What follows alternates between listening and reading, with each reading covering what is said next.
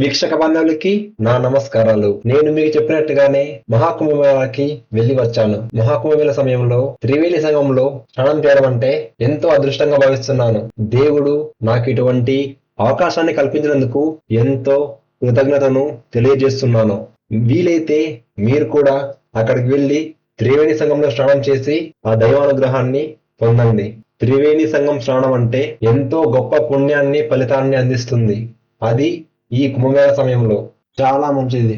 అంతేకాకుండా గంగా, యమున, సరస్వతి నదుల సంగమంలో పవిత్ర స్నానం చేయడం నాకు ఆధ్యాత్మిక శక్తిని ఇచ్చింది. అది ఏదో కొత్త అనుభూతిని. నీటిలో అడుగు పెట్టగానే నా మనసు చాలా హాయిగా అనిపించింది. ఇది మనస్సును శాంతిగా, స్వచ్ఛంగా మార్చే అనుభవం. అక్కడ వాటరు ఎలా ఉన్నాయంటే ఐస్ వాటర్ లా ఉన్నాయి. అవి హిమాలయ పర్వతాల నుంచి వచ్చినాయి కాబట్టి అలాగే ఉంటాయి. అంతేకాకుండా నా పాదాలైతే గట్టిగా గడ్డగట్టిపోయేలాగా అయ్యాయి. ఎక్కువసేపు ఉండలేం, కానీ స్నానం చేయాలనిపిస్తూనే ఉంటుంది. నేనైతే కొద్దిసేపు వెళ్ళి మళ్ళీ బయటకు వచ్చి, మళ్ళీ కొద్దిసేపు వెళ్ళి మళ్ళీ బయటకు వచ్చి అలా ఎన్నోసార్లు చేశాను. చాలా బాగా అనిపించింది. అంతేకాకుండా నేను వెళ్ళినప్పుడు ఎక్కువ జనం లేరు కాబట్టి చాలా ఫ్రీగా స్నానం చేశాను. ఏమంటే చలి ఎక్కువగా పెడుతుంది, జాగ్రత్త. అంతేకాకుండా అక్కడికి వెళ్ళినప్పుడు మనకు డే అంతా ఏదో మార్నింగ్ లాగానే ఉంటుంది. సూర్యుడు అసలు కనపడ్డు. అక్కడ ఎన్నో రకాల సాధువులు కనిపించారు. కొందరు నది తీరంలో ధ్యానం చేస్తున్నారు, ఇంకొందరు యజ్ఞాలు చేస్తున్నారు.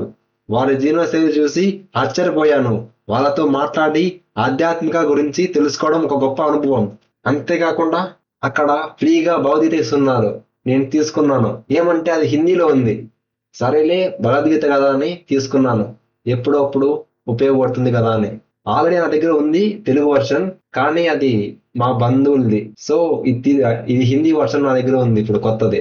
నేను అంతేకాకుండా మహాకుంభమేళాలో తీసుకున్నానని ఒక జ్ఞాపకంగా ఉంటుందని తీసుకున్నాను.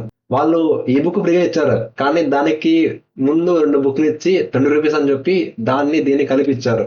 అయినా మనం ఎన్నో అనవసర ఖర్చులు పెడుతుంటాం, వాళ్ళకి 20 రూపీస్ ఇవ్వలేమా చెప్పండి? అందుకని ఇచ్చేసా. అంతేకాకుండా నాకు వాళ్ళ భగవద్గీత ఇచ్చారు. ఆ శ్రీకృష్ణుడు అర్జునుడికి ఉపదేశించిన ఆ గీతని చదవడం ఎంతో అదృష్టం. నేను కూడా కొన్ని రోజుల నుంచి ఆ భగవద్గీతని చదువుతున్నాను. దాంట్లో ఉన్న విశేషాలు కూడా మీకు త్వరలోనే వివరిస్తాను. అంతేకాకుండా అక్కడ చాలా పెద్ద పెద్ద డేరాలు ఉన్నాయి. చాలా మంది రకరకాల విన్యాసాలు చేస్తున్నారు. అంతేకాకుండా అక్కడ ఏదో సర్కస్ లాగా కొంతమంది చిన్న పిల్లలు ఒక తాడు మీద నడుస్తూ ఏదో వింత వింతగా చేస్తున్నారు. పాపం వాళ్ళకి ఇదేనేమో లైఫ్, వాళ్ళకి ఇదేనేమో సోర్స్ ఆఫ్ ఇన్కమ్. అంతేకాకుండా అక్కడ ఉన్న చాలా మంది బాబాలు కూడా పెద్ద పెద్ద డేరాలు వేసుకొని అక్కడ ఉపన్యాసాలు ఇవ్వడానికి స్టేజ్ ఏర్పాటు చేశారు. చాలా సీట్స్ ఉన్నాయి. చాలా మంది గొప్ప గొప్ప సాధువులు అక్కడ వచ్చేస్తున్నారు. మేము వెళ్ళినప్పుడు అంత ఎక్కువ మంది లేరు. సో నేను కొంచెం హర్ట్ అయ్యాను. అక్కడ ఉందాం అనుకున్నా, కానీ రావాల్సి వచ్చింది. అయోధ్యకి వెళ్ళాలి కదా, అలాగే కాశీ కూడా వెళ్ళాను. సో మాకు టైం సరిపోక వెళ్ళాల్సి వచ్చింది. అంతేకాకుండా అక్కడ ఒక ఫారినర్ ని కలిసాము. అతను ఏమన్నాడంటే, అతను జస్ట్ ఫోటోస్ కోసం వస్తున్నాడంట అక్కడికి. అతను ఏమన్నాడంటే, ఫస్ట్ రోజు వెళ్ళినప్పుడు అతను వాళ్ళకి ఆశ్చర్యపడాడంట, ఇంతమంది వచ్చారా అని. ఇప్పుడు ఫ్రీగా ఉంది, చాలా హ్యాపీగా ఉంది. అప్పుడైతే అసలు నేను అడుగు పెట్టలేకపోయాను, నా బ్రీతింగ్ కూడా సరిగ్గా లేదు అని చెప్పాడు. కానీ అప్పుడే చేయాలంట స్నానం, కొన్ని పర్టికులర్ తేదీల్లోనే చేయాలంట స్నానం. సో మేమైతే అవన్నీ ఏం పట్టించుకోలేదు. ఎప్పుడైనా ఓకే కదా అని అక్కడ వెళ్ళి చేసేస్తాం. ముఖ్యంగా ఆ నదిని చూస్తేనే మనస్సు ఎంతో ప్రశాంతంగా అయిపోతుంది. ఆ త్రివేణి సంగమంలో ఆ దూరంగా నదిని, ఆ ఇసుకని, ఆ ఓడల్ని, ఆ జనాల్ని చూస్తే ఎంతో కొత్తగా అనిపిస్తుంది. అక్కడున్న గాలి ఎంతో స్వచ్ఛంగా మనసును హత్తుకుంటుంది. అంతేకాకుండా గవర్నమెంట్ కూడా అక్కడ ఎన్నో సెటప్ చేశారు. ముఖ్యంగా లైట్స్ కానీ ఇంకా వేరే రకరకాల ఫెసిలిటీస్ కూడా మీకు ఉంచారు. మీరు ముఖ్యంగా లేడీస్ అయితే స్నానం చేసిన తర్వాత బట్టలు మార్చుకోవడానికి ఆ గదులు, వాష్రూమ్కి వెళ్ళడానికి కూడా మొబైల్ వాష్రూమ్స్ కూడా అక్కడ అవైలబుల్ ఉన్నాయి. చాలా వరకు చాలా ఉన్నాయి. అంతేకాకుండా మేము వెళ్తున్నప్పుడు వాళ్ళు డ్రైనేజ్ కనెక్షన్ కూడా మంచిగా చేస్తున్నారు. సో మీకు ఎటువంటి ఇబ్బంది ఉండదు. కానీ జాగ్రత్త, చాలా జనం వచ్చినప్పుడు కొంచెం ఇబ్బందిగానే ఉంటుంది. కుంభమేళ కేవలం ఒక పండుగ కాదు, అది మన జీవితానికి కొత్త ఆత్మిక దృక్కోణాన్ని ఇస్తుంది. మన సంస్కృతిని మనం మరింత మెరుగ్గా అర్థం చేసుకునే అవకాశం ఇస్తుంది. మనం ఇటువంటి ఆధ్యాత్మిక పరమైన ఈవెంట్స్ లో పాల్గొంటే మన మనస్సు ఆ దేవునికి ఇంకా దగ్గరగా వెళ్ళగలుగుతుంది. అందుకే చాలా మంది పుణ్యతీర్థాల్లో స్నానం చేయండి అని చెప్తూ ఉంటారు.